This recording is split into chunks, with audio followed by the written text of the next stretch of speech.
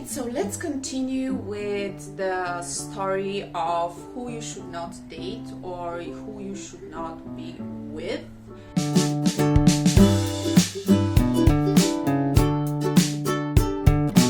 And this time also, disclaimer, I don't want to offend anyone, so as I said previously, it's versus girls and versus boys, like which boy you should not see or meet or go out with, and which girl you should not see or meet or go out with. Okay, I just don't want to be sexist in this moment and say no, only guys are bad or only girls are bad, etc. There are only good and bad people to date. So I'm here to, like warn you, to say like, okay, several people you should just not date, and that's about it. Doesn't matter about your culture, religion, or provenience, or I don't know, like sexual preferences, etc. I think that we all have to understand one thing, that there are just people who will be not the best for us in that moment. So let's start with the selfish people and people who are all about them, like egocentric people, and also the people who are like Peter Pan. Okay, so Peter Pan means that they will escape the reality of the relationship. Any kind of relationship, like even friendship or being together or just dating or just meeting, etc. Those people will try to point fingers always on you. So egocentric people, people who are narcissistic, people who are selfish, will never admit when they are wrong. So for example, I had to meet one of my biggest crush in my whole life. I was dying when I was seeing him for like at least 4 years or something, I think. And at the end of the story, he's like, he was the one who came to me and said, okay, let's do this, let's just meet for a coffee, etc. And then he just disappeared and he never called me back. And like a month later or something like that, I just met him and I'm like, do you know that we had to meet like that day? And he's like, yeah, I just get drunk with my friends, but it's not my fault, you know how it is once in a while. I'm like, yeah, but you left me outside waiting for you for hours in a cafe. You cannot do this kind of stuff, and it's not okay. And he's like, yeah, you're bad that you didn't call me. And I said, I did, but your cell phone was switched off. So, and he could not actually admit his fault. So that was like alarm for me, saying that, okay, red light, no, stop, wait a second, there are a lot of other people around you and you can just directly date anyone else. The next, people who are super clingy. They will like literally suck the energy from you, because they will start to be dependent on you. Anytime, anywhere, they will just text you, they will just overwhelm you with their anything, like, oh, something happened, I have to tell her, something happened, I have to tell him. Like I know that everyone has their spaces, right? So in any kind of relationship, it's all about this kind of understanding with who you are dealing with, and who you are dating also, or who is your friend. So as you already know, I always tell that the relationship is always based on freedom to choose if you want to meet this or that person, etc., or not. So I had this is luckily this is not my story, but have a friend, and I literally, personally speaking, I would literally freak out. I had a friend in which he was trying to date this girl, but suddenly after some time she revealed herself to be very clingy on him, and she not only like literally was standing under his gym and waiting for him to finish his sets and go out. And she was literally crying, why you are like spending so much time in the gym. And she continued to, you know, like standing under his house, you know, and like crying for this attention. And that cry was desperate. I think it's like psychologically like that was a psychological issue in her. I just don't want to say that much because obviously I just don't know her personally. I never like spoke with her, but I don't think that 200 messages a day and like literally standing under the house of your boyfriend is something that is good. It went down to the point in which his mother should go down the stairs and just talk with the girl and say, listen up, it's not a great thing what you're doing, and I think that you have to actually ask for help and stop crying under my house, because he was just desperate. He didn't know how to talk with her anymore. He was like, it started in the great way, but then it just went down in no time. Once I said, yes, I want to be with you, that was the moment in which she started to freak out. So I think that we should not feel entitled to, you know, take the time from anyone, because I think that we have to literally be more aware about the freedom of other people to choose. That's the main thing. The next thing,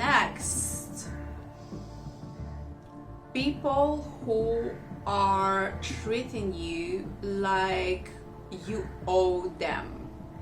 People who think that if you're in a relationship with them or you are dating them, you owe them. Like it's this kind of thing that once you are with me, you are my slave for any kind of reasons, or a sex slave, or you know, like sometimes you just don't want to, like, for example, kiss, or you don't want intimacy, and this person is just like directly choking you, like psychologically saying, no, you have to do this, you have to do this, you have to do this. Or people who are behaving like, okay, you're my wife or you're my husband, you have to do this. No, in any kind of relationship, you do things because you want to, not because you have to. So whenever it comes to do something for someone, you have to understand that you are doing it out of your heart and not because you have to do something for this. Like, obviously, the only thing that you want to do in your life is to love the person who you chose. And the love has a huge amount of meanings. You can love your friends, you can love your boyfriend, you can love your mother, right? So there are very big times phases for that kind of love, and those phases just change. So I really had this situation that was in Indonesia, and that poor girl, I knew her from the club in Indonesia, and she was like, I have to be a dancer here because my boyfriend doesn't want to work, but since I am with him, I have to do that. And I was looking at her and I'm like, would you mind to just tell me what it is? And she's like, yeah, because in the culture XYZ, this is the thing, like you have to serve the guy you with. And I'm like, it's maybe better than you just be, you know, all by yourself and earn, like, you know, as you want, and don't be maybe a go-go dancer, right? Like, I talk with a huge amount of people. I talk with people who are like super rich or parking people, and you know, I just don't see that kind of stuff in which, like, oh my god, you are a go-go dancer, you are a stripper or something. But whenever you are doing this, you don't do that for anyone else or because someone else told you. You do this because you want to do this. Like, you know, you understand what I mean? You do this because you want to do that. And it's not okay to people to take other people for granted. Like, you have to be just very thankful for everything that you get. So whenever this guy was coming to the club, he was the one who actually took the money from her payment, and she was okay with it just because she was thinking that she owes him, and he actually thought that she owes him just because she was with him. So that is something that I just don't approve. No one owes anything to anyone, as you already know. I'm just against it. You might pay your taxes, and that's great, because that's how you construct things in the country. Or you might, you know, pay your bills because you use something, you pay for something. But it's not okay to use another person in your life. It's just not okay. No one owes you anything, and don't feel ever entitled to say that, okay, you know what, you owe me because you're with me. That's not cool. That's not cool. The next thing is that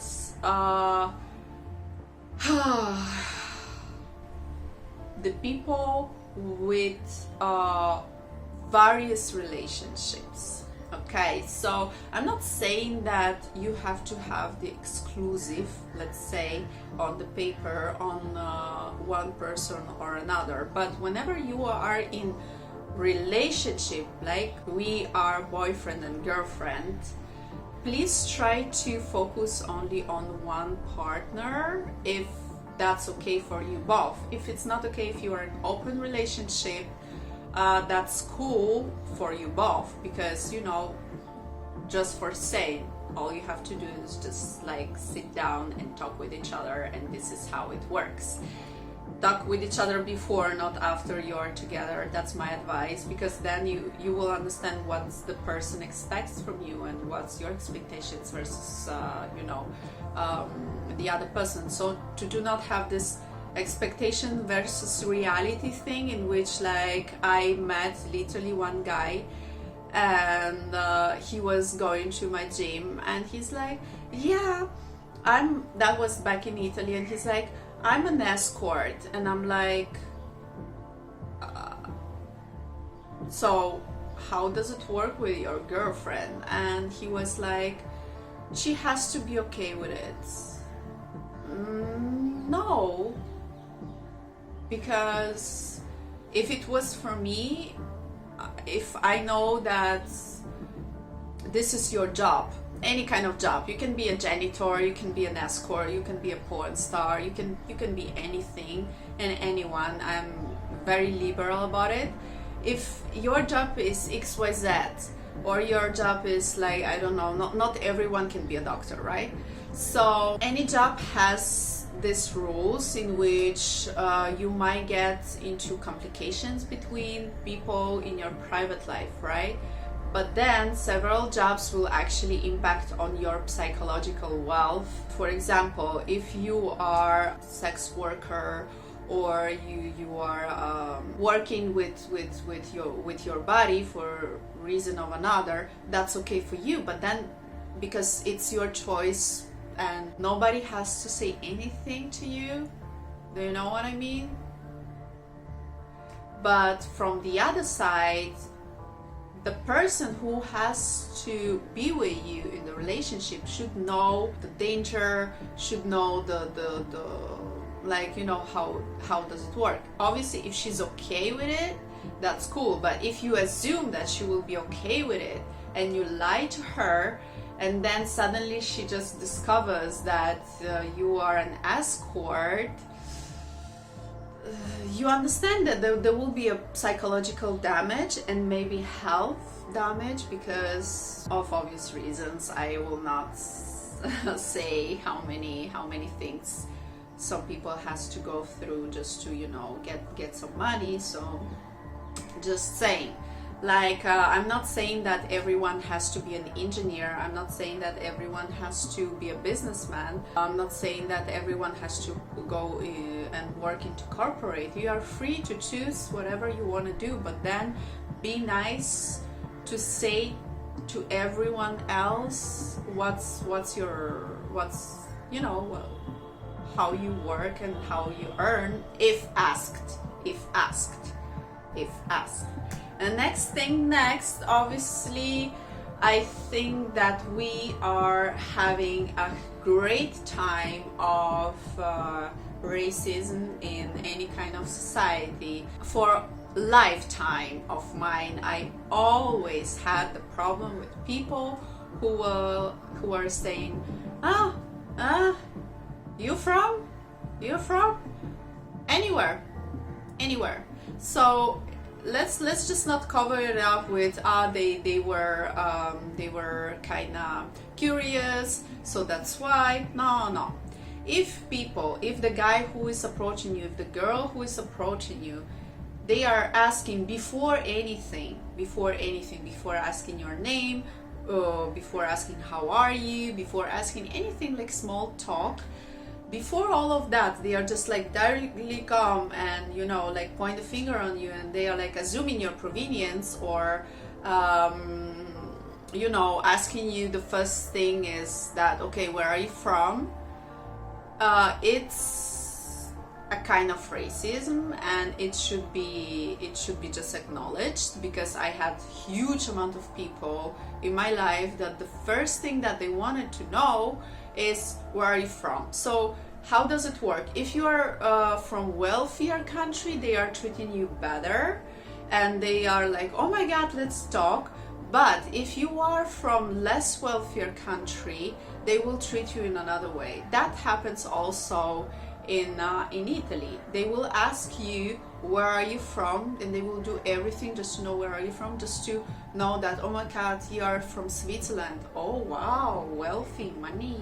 But when it comes to, like, the same person will say, oh okay, I'm from Moldova. Oh, they will be like, oh, so you're poor. Yeah, but I might be a doctor. I might be prima ballerina of you know, of Bolshoi. No, you're poor. And then those people, literally, if those are the countries that they are not racist against, then they will talk with you and ask you about how you're doing and what's your name. But if you are from XYZ country, they will be like, oh okay, bye. No, just asking. You know, this is a certain psychological damage that actually happens. So you should not be that particular about the provenience of the people. Ask the name of the people, ask how they are feeling that day, ask anything. So if the person will find herself in the way to say that, okay, you know what, right now is the time to talk about my provenience and everything else, then go for it. But before, no. Alright, so tell me what you think about this topic in the comments down below. As usual, like, subscribe, and ring the bell. Don't ring the bell, jingle bell. Bye!